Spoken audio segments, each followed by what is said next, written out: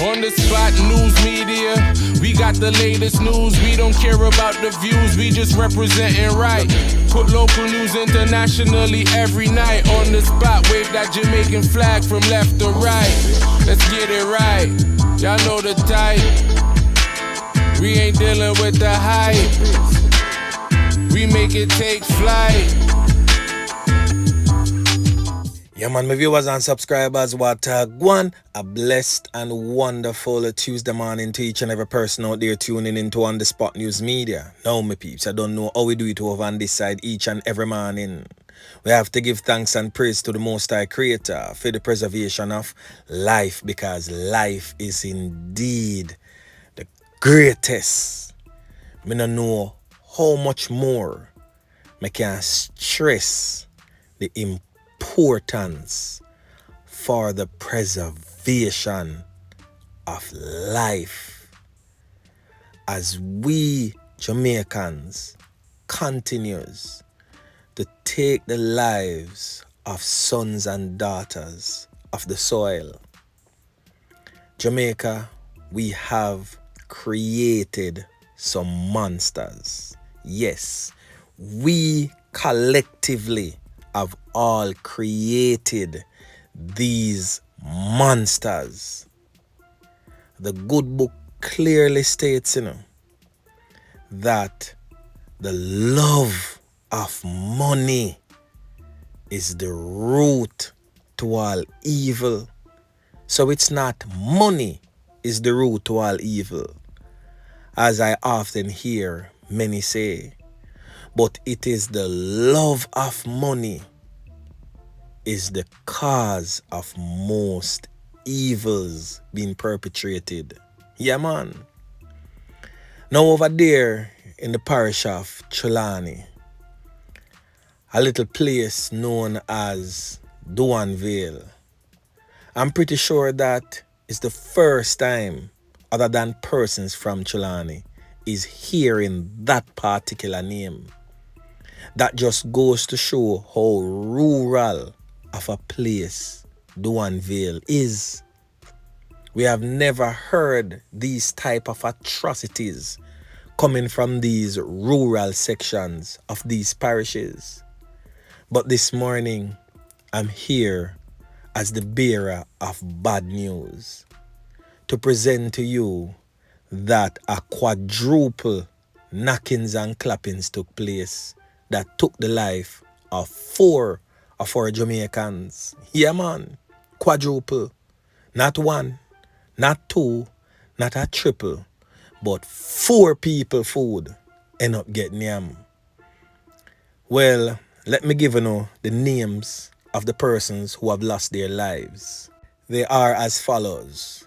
The first man is said to be 51 years old, Cardell Graham, but more popularly known in the streets as Baya, said to be a farmer. The next person is a female who has since been identified as 43-year-old Nicole White, but more popularly known as Sheena, said to be a cleaner.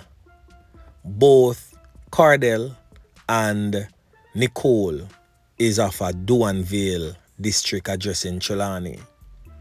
The third person has since been identified as a female, Amelia Livingston, age 21 years old, but more popularly known as Melia. She's unemployed. The fourth person, who is said to be the cause of it and the main target, is Akeem Robinson, otherwise known as Eddie or Petro. Now, as I stated earlier, Eddie or Petro as he's called was the main target. It is also said that 4 children were at the house, and thank God they were left unharmed by these criminal elements. Now, the facts surrounding that brutal knockings and clappings suggest that All the victims were at home when criminal elements armed with handguns and rifles came and entered the upstairs section of the house via a staircase to the front. It is said that the criminal elements then opened gunfire at the victims before making good their escape in the area. The police were summoned, and upon their arrival, they saw Robinson and Livingston in a slumped position, sitting in chairs on the veranda with what appears to be some corn-up wounds to their heads. White was found behind a door in a back bedroom with a corn-up wound to her head, and Graham was seen laying face down on the outside to the left side of the house with multiple corn-up wounds to his upper body and head. The 4 children, as I stated earlier, they were between the ages of 3 and 9 years old, and they were locked in the back room and left unharmed. The victims were taken to the Falmouth Hospital by members of the Patmore Funeral Home, where they were all pronounced, you know what. My peeps, I want gruesome scene. Yeah man, as me say, 2 of the people them sit down up in a chair pan them like a balcony thing. Yeah man, the female and the male all have a cigarette catching at the back of him ears, same way. Corn-up wound to the head, execution style. The female with them finding at the back room have a bullet hole to her forehead, whole her red back splash out. And the man look like him did a run and end up outside. And the man them run him down and gun him down. Yeah, tell you my peeps, the thing rough. And all of that a come off the dirty scamming money when no found a woman a run down, and that cost all 4 persons for end up lose them 3 pints. Now my peeps, is it all worth it? You make all this money from scamming and you don't live to enjoy none of it. I thought this over and over, you know. It is better some way no make no money, better some we stay poor and in our sufferation. Because when we poor and in our sufferation, we humble and we live longer. Not everybody can handle getting money. Yeah man, some people fi stay broke. The Almighty Creator know what Him do when He make poor people and when He make rich people. Yeah man, and I say that without apology. Because look in at the garrison communities them, looking at the settlements them, we have the poorer class set of people. And we murder each other every day. As soon as we start make a piece of money, then all hell broke loose. Yeah man, very few of us that has become successful, the right way that is, can handle our successes, whilst the majority of us become more destructive with our success. Yeah man. So anyway, make we continue. Now over there in the parish of St. James, the St. James police have reaped yet some more successes. Yeah man. Another decent spot of work again by the squad of them. Look on the screen right now. As I can see, 1 Uzi submachine gun and 200 assorted rounds of ammunition and a bulletproof vest with numbers. So I would guess, and it's a really good guess too, that bulletproof vest belongs to a police officer. I don't know how criminal get it. Probably it was stolen, I don't know, or it was given to them by a corrupt cop. But whatsoever the means of them getting it, they had it. We're just glad to say it's back in the hands of the police. So that vest was seized along with the Uzi submachine gun and 200 assorted rounds of ammunition during a targeted operation in a community known as Hurlock, St. James. And that operation took place earlier yesterday. 3 persons was taken into custody in relation to the seizure. I hope to lock them up and dash you the key. Yeah, man. Now over there in the parish of Westmoreland, over the weekend on Sunday, which is said to be the beginning of the week anyway, a Chinese businessman was reportedly conned up by criminal elements, where eventually he lost his life and 2 others seriously injured as criminal elements robbed a mini-mart in Waterworks, Westmoreland, Sunday afternoon. The deceased man is presently on your screen. He has since been identified as 54-year-old Tyan Yoming, otherwise known as Ken in the streets. He's of a Petersfield address in the parish. Now reports from the Witton police are that sometime about 12 p.m., Ken, the Chinese businessman, was at his store when armed criminal elements entered demanding money. The armed robbers then reportedly opened fire at Ken and the other men before making their escape with cash and other items. The police were alerted, and upon their arrival, all 3 men were seen suffering from what appears to be some serious kind of wounds.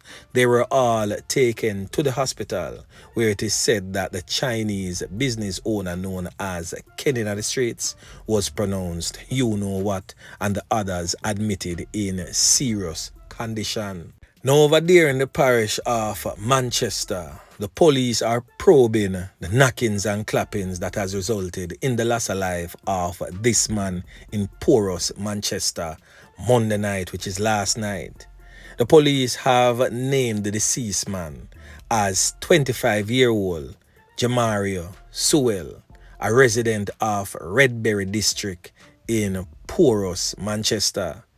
The police report stated that sometime about 8:15 p.m., Sewell was among a group of people sitting on a veranda on McGill Street off Porus Road when they were attacked by criminal elements. The police stated that the attackers assaulted another man before opening gunfire, hitting Sewell multiple times. Sewell was taken to the hospital, where it is said that he was pronounced you know what. The police said that the other man was treated and released. Now, statistics from the police show that up to September 30, Manchester recorded 28 knockings and clappings that has resulted in the loss of life of our people, when compared to 43 for the corresponding period of last year. So I guess they are trying to say that crime is going down. But regardless of the fact, it is still an atrocity right across the length and breadth of Jamaica, to see how our young men and women are being slaughtered in these streets. Many got themselves caught up and mixed up in wrongdoings, but nevertheless, the crime monster needs to be controlled by whatsoever means necessary. It is time that our political representatives, both the ruling party and the opposition, put aside politics and put Jamaica first. Let's deal with criminals harsh and stop talking rubbish about they have rights too. What about the right to life that they have deprived someone of? What about that? Let's speak about the victims and their cries and the cries of their families for once, and stop worrying about human rights and prisoners' rights and criminal rights, and start dealing with the rights of the victims and their bereaved families and friends. Jamaica, When are we going to get a leader that is going to put aside politics and do the unpopular thing by doing the right thing? I've yet to see such a leader, and I would wish that I could live to see such a leader before the Almighty Creator says it's time to come home. My peeps, I'm saddened by the state of our country. I am saddened at how we have allowed criminals to take over, and I'm saddened that it continues even up until today. But anyway, remember to like, share, subscribe to the channel. Stay tuned to On The Spot News Media as I continue to bring you fresh news and updates in subsequent newscast. On The Spot News Media. Yeah, man.